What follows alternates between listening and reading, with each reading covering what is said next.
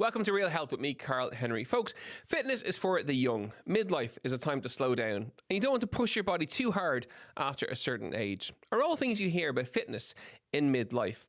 But a new book and now Sunday Times bestseller called Fit at 50 challenges these outdated ideas. I'm delighted to say that I'm joined by the author of Fit at 50 and fitness in midlife expert and personal trainer, Caroline Idiens. Caroline, welcome to the show. How are you? Hello, thank you so much for inviting me. This is very exciting. Well, Sunday Times it's no wonder you're smiling. Sunday Times bestseller. There you go. In your first book. Well done. I'm thrilled with it. I really am delighted with the response to this book because, when it's your first book as well, it's really quite something to see it on the shelf. So I'm just delighted. Well, it really shows us, doesn't it, the importance and the awareness now around being healthily in mid to late life, and that people are aware of it. They're hungry for the knowledge, and they really want to learn and be inspired by people like yourself. Yeah, and also I think a lot of it now is breaking down the myths and busting some of these myths around exercise that we have had probably for the last 20 years, and just to show people how there's just very simple ways that you can exercise in midlife, but really it's not a different time to train. It's just there's very small tweaks that can make huge benefits in the way that you exercise. So it's not saying that you can't do as much as you did before, but there's a smarter way to train. And that's what I've really tried to put in the book, just that the small steps really can have these huge benefits. And a lot of those are unknown. So I just tried to break down some of the barriers. When I was training in my 20s and 30s, it was all about the cardio. And whilst I still love cardio, the ratio for exercise for me is very much in favor of strength. And I know we'll come on to talk about that in more detail, and that's what I'm passionate about. But that's what the idea from the book was all about, just showing people small steps to achieve that. And let's get to know you a little bit more. I followed you on Instagram for a long time before the book came out. Tell people a little bit about you. How did you get into all of this? Were you always fit over the course of your lifespan? Was weight something that just came in your 30s and 40s? Let's get to know you a little bit. Now, I've always loved exercise. I played a lot of hockey. I was a runner, hockey at university. And then I went actually into advertising. I worked in advertising for 10 years. And I had a trainer myself during that time. I discovered Body Pump, good old. Oh my God, yeah, Les Mills. I absolutely loved it. And it was kind of my first introduction to strength and to weightlifting, because like so many of my audience and my followers on my Instagram page, weightlifting equals bodybuilding. And it's that whole concept of you're going to have huge muscles and you've got to be in a gym with guys lifting 30, 40 kilos kettlebells. And I think for me, when I discovered Body Pump, not only did I love the way that, it really changed my body shape, but it was more about how it made me feel. So I looked into that into some detail, and my PT at the time said, well, you're really passionate about this. Why don't you think of it, as something that you could do as a career change? The opportunity came around for me to train, and I took the leap and trained as a personal trainer in London, which I absolutely love. So I had a business in London before I had my children, and all one-on-one clients in the park. I'm an early bird, Carl, so I'm up at 5. So I would meet all my clients at 5 in Hyde Park, and it was a fabulous time to be a trainer. 3 of them became godparents. It's a really, really lovely time. And then when we moved out of town, I'd set up group exercise classes. So at my children's prep school, and then in local houses and barns, everything, it was groups. And this is where it all sort of came together. The group was called Caroline Circuits, Who's Coming to Circuits? And it was a WhatsApp group, etc., etc. And that really was a lovely way for not only for us all to exercise together, but, the social aspect, which is, I think, so key. And people then felt accountable and the groups grew. And then, of course, lockdown hit. And whilst everyone was doing their cardio, they're walking, they're running from home, and we were all in that strange time where we weren't together, a few of my really lovely clients said, well, what are we going to do about our strength? We've been doing these dumbbell workouts now with you for sort of 7-8 years, but what are we going to do in lockdown? And they're all trying to buy, I don't know if you remember, but it was so hard to buy the dumbbells. Couldn't get them. They were like the rarest hen's teeth, as they say in Ireland. Yeah. So I'm afraid that's all my fault, because I've told everyone to go and buy sets of 2, 3, 4 kilogram dumbbells. So anyway, to cut a long story short, I set up, I thought, who's going to train across a screen? No one's going to train online, which I'm reminded about now constantly. when people say, look how the business has grown. But we started with 30, 40 friends, family, clients, April 2020 on good old Zoom. And it just exploded, like literally exploded. And people started to join. And that's when I got the Instagram account. And we turned 5 years old 2 weeks ago. But it was just extraordinary how suddenly across the globe people would join in. And I've got the same times now. It's still 9 o'clock Monday, Wednesday, Friday, and we do a class on a Tuesday as well. But the key for me, without wanting to bang on, was it was half an hour. And I feel very strongly, and again, we'll probably come on to talk about this. The half an hour was the game changer. Not only was it half an hour in your home, but I think on a screen, half an hour, you can really keep people's focus. When I wanted people to feel like they had that gym workout that they were looking for, but at home. And the whole premise of my Instagram account or my fitness platform is to keep it relatable and to keep people focused, but also knowing that the results will be there if you're consistent with them. So we kept them at half an hour. They grew, and over the last 4 years, it's just been unbelievable, really, in terms of how many people join. Because of course, online you can be from anywhere, you can do them at any time. They're for all levels, but they are half an hour, and I think people then can get on with their day. And it's the exercise box is very much ticked, but also that they've had a really good workout. So Because people are time, they're time poor, and even from a concentration perspective, there's a very finite amount of time. So 30 minutes is something that anybody can do. Yeah, and also I think it's again a bit like the myth around lifting weights. There is a myth about how long you need to work out for. And I found, and this was something that I was very much guilty of in my 20s, 30s, I thought you had to be on a treadmill for an hour. You remember the step machine? It was so boring. So boring. And that, cross trainer, you'd be on it for an hour. And I've really shown people how in half an hour, I think short workouts really work. And I do a lot of things on Instagram all about the fact that short workouts are effective. And it's really important to me, but also the fact that people can fit them into their day, because not everyone's got a whole morning to be able to drive to a gym, do a class, come home, get showered. So that's where I started. And yes, we've been going for 5 years. And the book was really just an extension of that. I wanted to put all of the tips and tricks. I've been doing it for 25 years now as a PT, and I wanted to put what I've learned into the book, but also not just for it to be a fitness book. I wanted to put the whole, the 4 pillars that I feel are really important to go together. It's not just about your exercise. I hear you speak to a lot of experts on your podcast in different fields, which are all related to the pillars. So whether it's sleep, it's mindset, it's your rest and recovery, but then of course it's your nutrition. And all of these pillars I felt were really important to go alongside the exercise, and not for people to look at them as a singular point, but to come together. And if you can make these small changes, then that's what's going to make the difference long term. And chat to me in terms of your Instagram audience and your target audience, because they're probably not the normal, Instagram fitness audience, if I can say that with respect, if that isn't disrespectful. As in, they're a little bit older. Well, no, not really. Not really. They come, well, the one thing I absolutely love, and yes, the book is called Fit at 50, but the one thing I really love is that there are women doing the classes and on Instagram that are in their 30s all the way through, I'd say, to late 70s. Yes, my key demographic is definitely sort of 45 to 54, I would say. It's 97% women on Instagram. But I would say in terms of who does the classes and who's doing the workouts in the book, it's very much 30 plus. And I absolutely love that, whether it's women that have just had babies and are coming back and building their strength, or it's very busy women in big power jobs that literally need that short, sharp workout, or it's women in midlife going through the menopause that actually are looking for exercises that are going to really make them feel confident and boost their energy, help them to get rid of anxiety, stress, whether it's weight gain. But for most people, I talk about muscles and bones and what lifting weights does, because a lot of people don't realize about losing muscle mass and bone density from 30. I mean, you and I know those facts, but so many people don't know that. And I think it's great to get the earlier generation involved now, and to say to them, why wait for something to go wrong almost? And chat to me around the program within the book. So it's based around a 6-week program.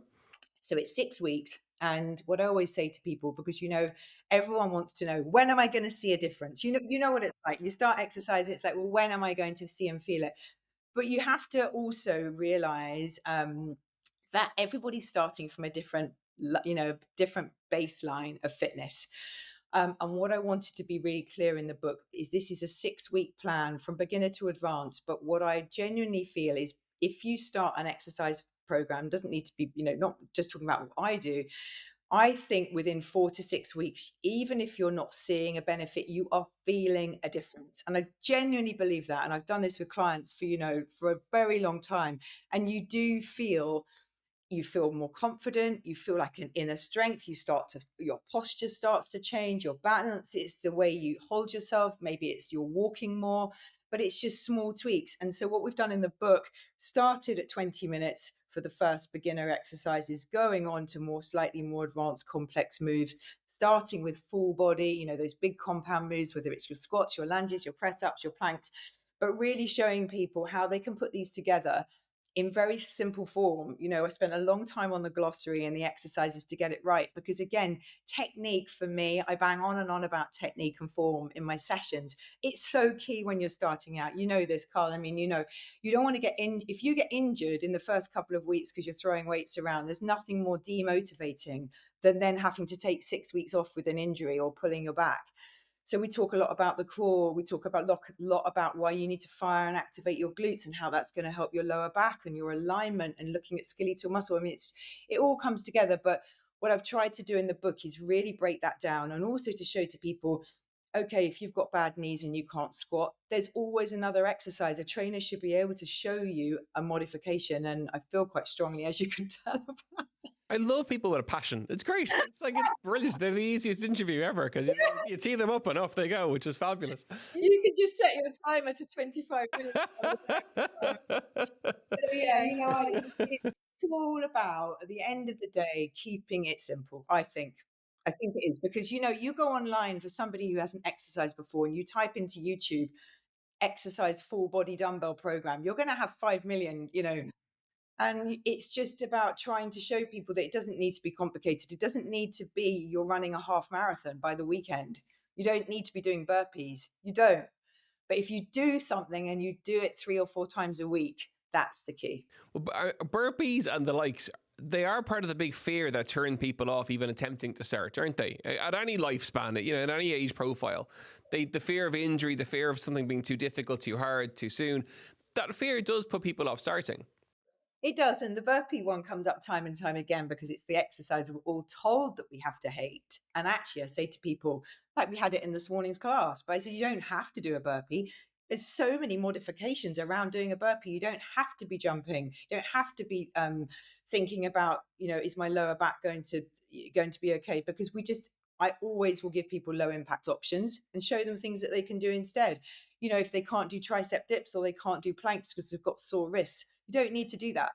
And I think that's very much a part of my Instagram page. And, I work on it completely on my own until literally a few months ago. And what I really love is the one-to-one engagement on there. And for me, do you find it brings pressure with such a big following? Like you have a huge following. Do you find, we ask anyone who has a big following that, do you find it brings pressure?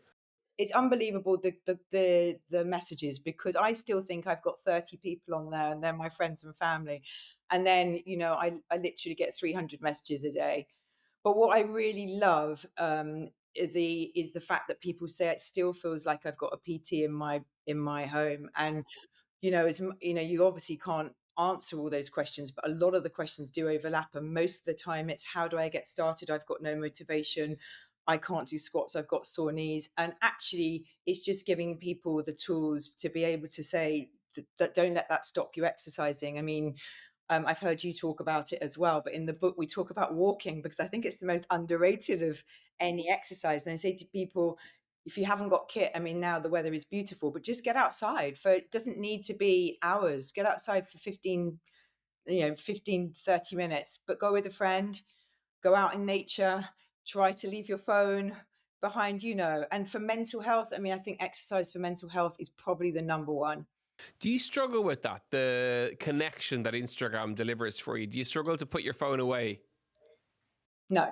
I mean, do I struggle? Yes. Do I put my phone away? No. Oh, you do? Okay, you do. Okay, you're normal. This is good. This is good. Okay, but My screen time is off the charts.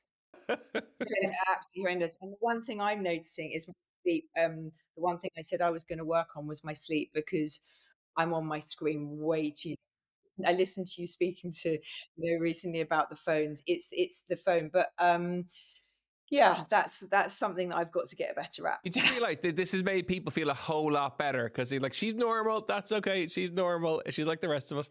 I know it's like when I tell people how much I love chocolate, and they're like, "Oh my goodness, do you eat chocolate?" That Yeah. brings us naturally to the food approaches within the book and generally as a brand. Chat us through some of that now.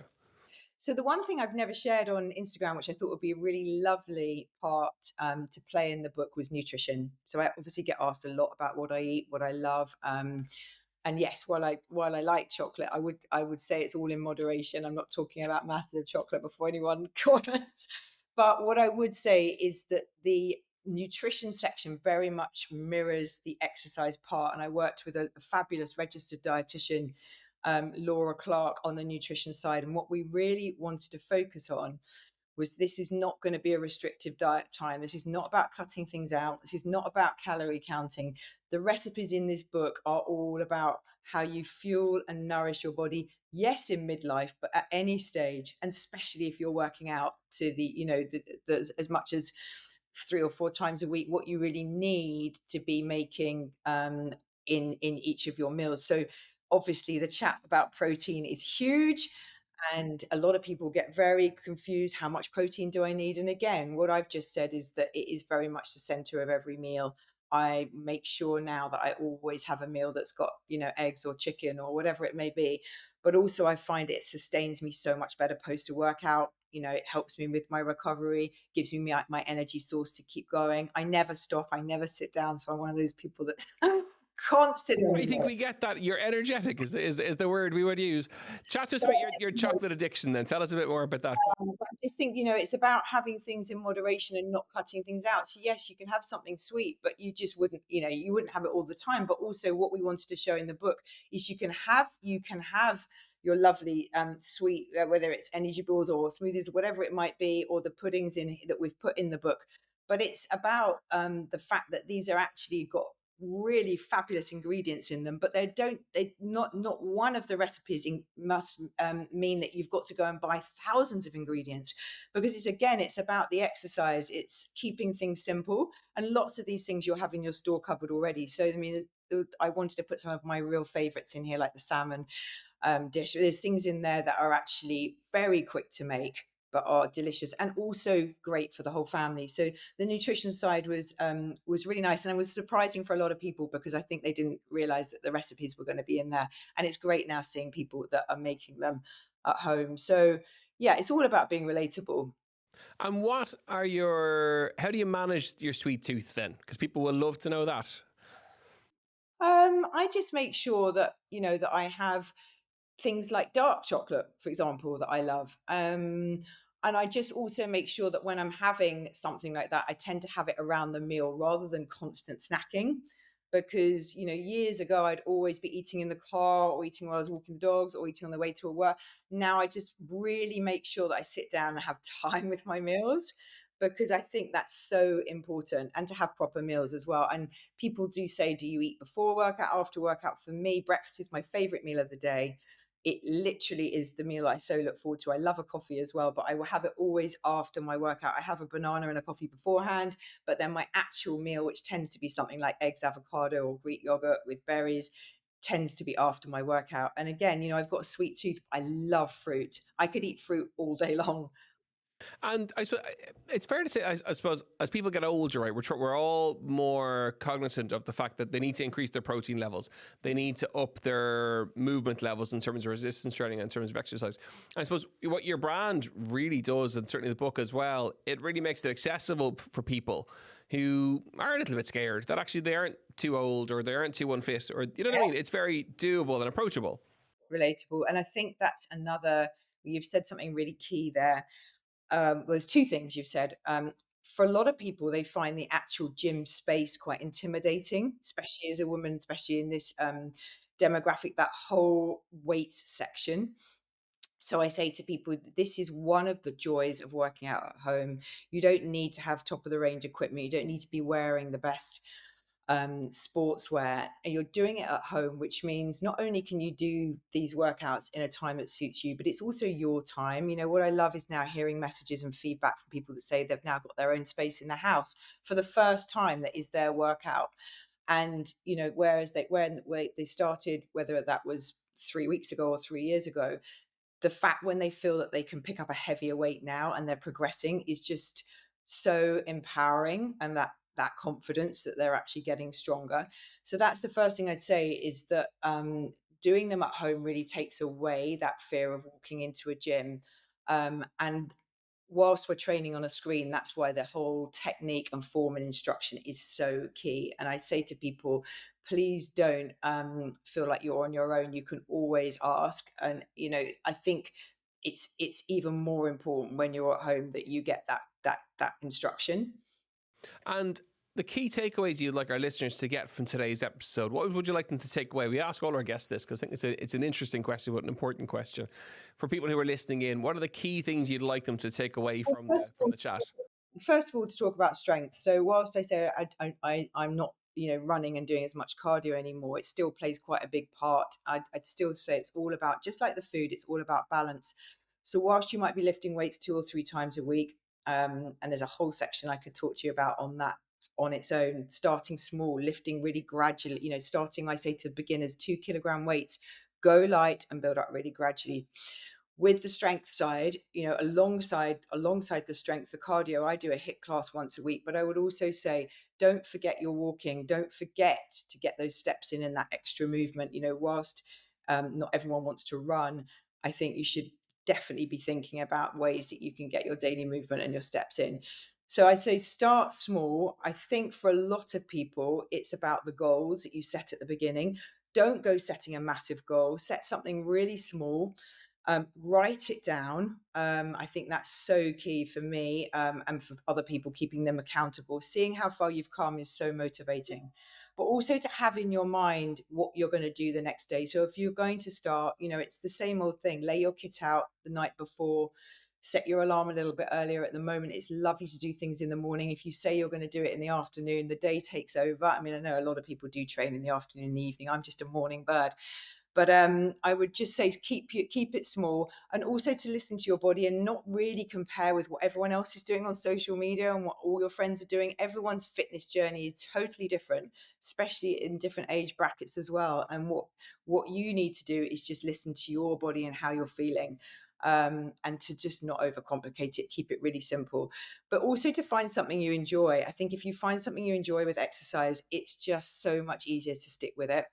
And try to be consistent, because what we're thinking about here and what we're talking about is longevity at the end of the day. We're talking about being able to run after grandchildren, you know, being able to carry your shopping in, reach up to a cupboard. And that's why we do a lot of functional moves in my classes, all about functional training, squatting down, reaching up, lunging and turning, you know, thinking about getting in and out of the chair. You know, I know that you talk about this as well, Karl, but it's all about how we can age and age safely, and also just staying stronger.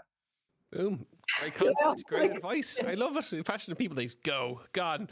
The book is called Fit at 50 and your Instagram account is?